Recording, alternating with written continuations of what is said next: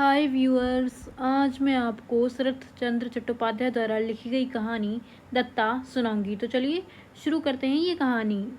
किसी में भी हो करके हंसने की कोई बात नहीं पाई। कल के खाना खाने की बात भी वह जान गया था और आज का हंसना भी उसने सुन लिया था। विजया की आज की वेशभूषा की सजावट भी उसकी नज़रों से छिपी नहीं थी।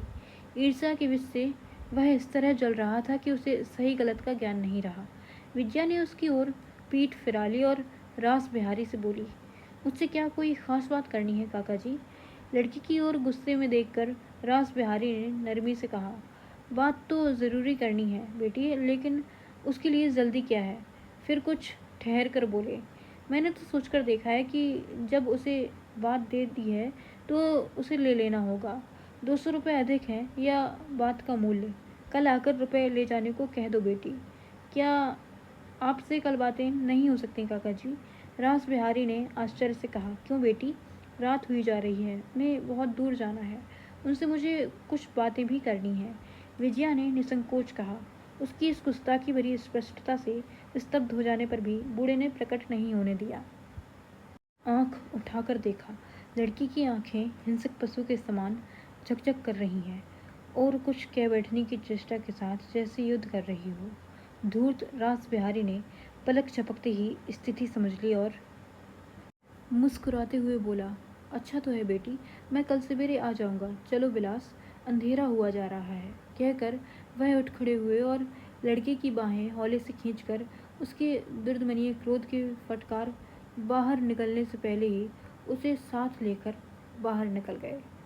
उस कमरे में बत्ती जलाया हूँ माँ जी, कालीपद ने उस कमरे में आते हुए कहा। अच्छा, कहकर विजया अपने को सचेत कर दरवाजे का पर्दा हटाकर धीरे से कमरे में चली गई। नरेंद्र गर्दन नीचे किए कुछ सोच रहा था।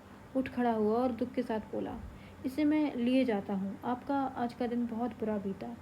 क्या जाने सुबह किसका मुंह देखकर उठी थी। मैंने भी आपसे बहुत सी अप्रिय बातें कहीं और वे लोग भी कह गए। विजया के मन में आग जल रही थी, लेकिन संयत स्वर में बोली, मैं तो चाहती हूँ कि रोजाना उसी का मुंह देखकर मेरी नींद टूटे। आपने सारी बातें अपने कानों से सुन ली हैं, इसलिए कहती हूँ कि आपके संबंध में उन्होंने जो असम्मान भरी बातें की, उनकी अनधिकार चेष्टा है। मैं उन्हें कल समझा दूंगी। अतिथि के असम्मान से उसे कैसी चोट पहुंची है नरेंद्र समझ गया। शांत स्वर में बोला, आवश्यकता क्या है?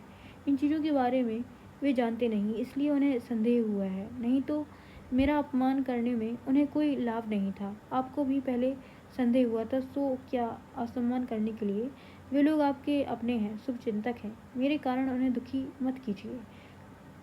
लेकिन अब रात हुई जा रही है, मैं जाता हूँ। कल या परसों एक बार आ सकेंगे? अब तो समय नहीं मिलेगा, मैं कल जा रहा हूँ। कल ही बर्मा जाना ना हो सकेगा। कलकत्ता में कुछ दिन ठहरना पड़ेगा, लेकिन दोबारा मिलने का। विजया की आंखें डबडबा आईं। वह मुंह ना उठा सकी, ना कुछ कह सकी। नरेंद्र ने हंसकर कहा, आप स्वयं इतना हंसा करती हैं और आप ही इतनी मामूली सी बात से इतना नाराज़ हो गई। मैं ही बिगड़कर आपको मोटी बुद्धि की और न जाने क्या क्या कह गया हूँ, लेकिन उससे तो नाराज़ नहीं हूँ, बल्कि होंठ दबाकर हंसती रही।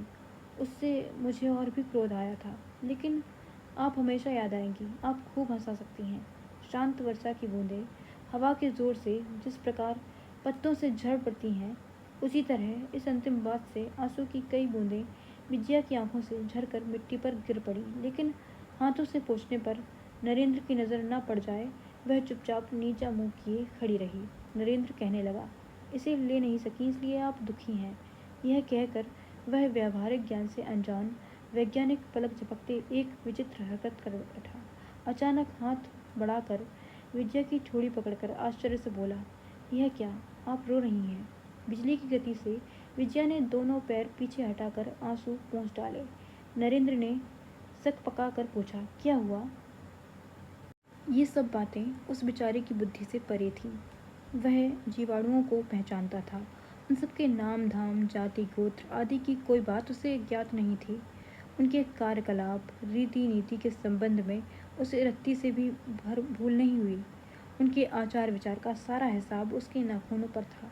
लेकिन यह क्या, जो निर्बोध कह देने से छिपकर हंसती है, जो श्रद्धा और कृतज्ञता से अभिभूत होकर प्रशंसा करने से रो रो कर नदी बहा देती है, प्रकृति के ऐसे अद्भुत प्राणी के साथ ज्ञानी आदमी का सहज व्यवहार किस तरह चल सकता है।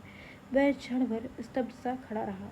उसके बाद जैसे ही उसने हौले से बैग उठाया, विजया रुधे गले से बोल उठी, यह मेरा है, आप रख दीजिए। और रुलाई अधिक रोक न सकने के कारण तेजी से कमरे से निकल गई। उसे नीचे रखकर नरेंद्र हैरान सा 2-3 मिनट खड़ा रहा। उसने बाहर आकर देखा, कहीं कोई नहीं था। कुछ देर वह राह देखता रहा, फिर खाली हाथ अंधेरे रास्ते पर चल पड़ा।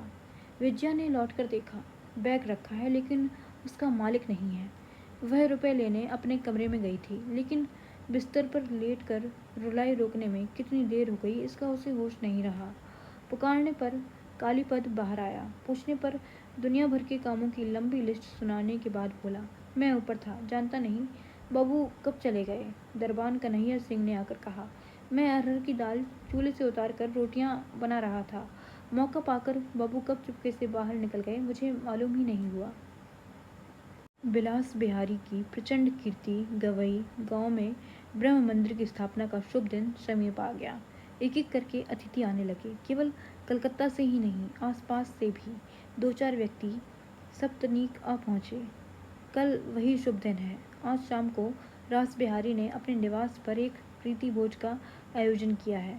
निमंत्रित व्यक्तियों के बीच बैठकर रास बिहारी अपनी पकी दाढ़ी पर हाथ फेर कर अध मुदी आंखों से अपने बाल बंधु स्वर्गवासी वनमाली का उल्लेख करते हुए गंभीर स्वर में कहने लगे, भगवान ने उन्हें असमय बुला लिया। उनकी मंगल इच्छा के विरुद्ध हमारी रत्ती भर भी शिकायत नहीं है, किंतु बाहर से देखकर आप इनका अनुमान भी नहीं लगा सकेंगे कि वह मुझे कैसी हालत में छोड़ गए हैं।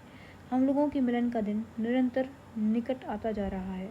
निराकार ब्रह्म के श्री चरणों में मैं यही प्रार्थना करता हूँ कि अपनी असीम करुणा से उस दिन को और भी निकट कर दे। यह कहकर उन्होंने कुर्ते की बाह से अपनी आंखों को कोरे पोंछ ली। फिर कुछ पल आत्म समाधि मग्न मौन रहकर कुछ प्रसन्न होकर बचपन में खेलने कूदने का, पढ़ने लिखने का, सत्य कर्म ग्रहण करने का इतिहास बताकर बोले, लेकिन बनमाली का कोमल मन गांव का अत्याचार सहन नहीं कर सका। वह कलकत्ता चले गए, लेकिन मैंने सारे कष्ट सहकर गांव में रहने की प्रतिज्ञा की। मन ही मन कहा, सत्य की जय होगी ही। उनकी महिमा से एक दिन विजय हो गया। वही शुभ दिन सामने है। इतने समय बाद इसी से आप लोगों की पदधूलि पड़ी।